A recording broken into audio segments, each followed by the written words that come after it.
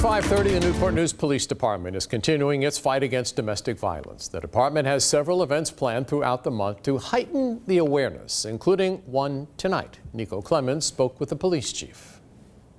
Domestic violence matters to me. The Newport News Police Department kicking off Domestic Violence Awareness Month with 3 words: enough is enough. You may see these signs around the city: stop domestic violence. When things are in front of you and it's visual, it makes you stop and think, even for a second. It shows the residents that domestic violence matters to us. Police Chief Steve Drew says it's a real issue in this community and a big focus of his. The department brought in outside experts and now has a domestic violence team that works with the Special Victims Unit. My hope would have seen some decrease. However, I think that pandemic hurt us.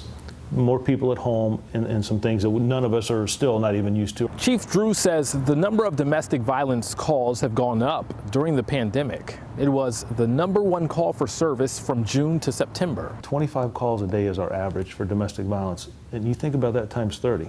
That's well over 600 calls a month of domestic violence situations. In 2018, there were 2 domestic-related deaths in Newport News, 4 in 2019 and 1 so far this year.